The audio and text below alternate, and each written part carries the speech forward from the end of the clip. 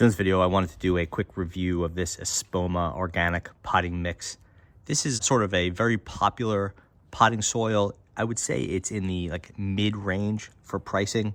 It's not quite as expensive as like a Fox Farm or Coast of Maine, at least in my area, but it's more expensive than say a Miracle Grow or like your local variety. It is organic, which will obviously raise the price, but again, it's kind of a mid-range.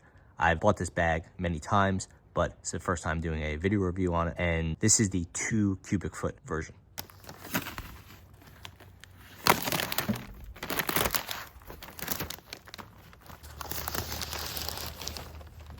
So looking inside, we can see it's somewhat compacted, but that's fine. That just has to do with the storage. It's a little dry. Again, it's fairly typical. Some good sized chunks here. Don't visibly see any bugs or any problems like that. Let's dump it out.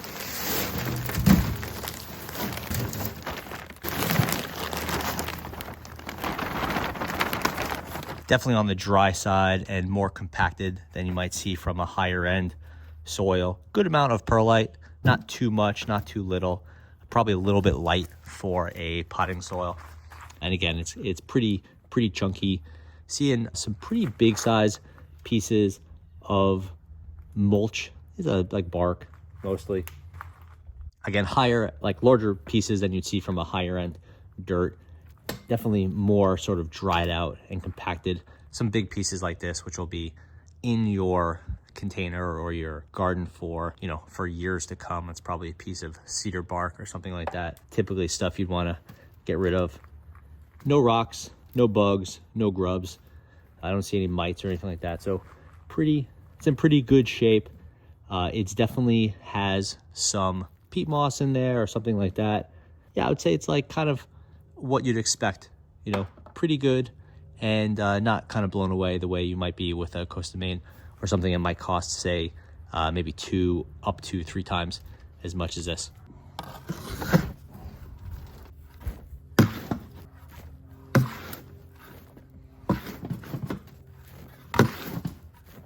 So here I have the Espoma on the left and some Fox Farm Ocean on the right. You can see the Espoma has much less perlite. It has larger chunks in it, and it has a lot more of this kind of fuzz stuff in it. That's probably a peat moss, or maybe it's a really fine mulch. It's a lot more in it than in here. Some of it has to do with just how Espoma makes their stuff versus how Fox Farm is. Some of it has to do with the fact that it's probably a little bit more of a budget blend. For testing purposes, we'll be using some of these Turtle Tree Early Riser pole beans.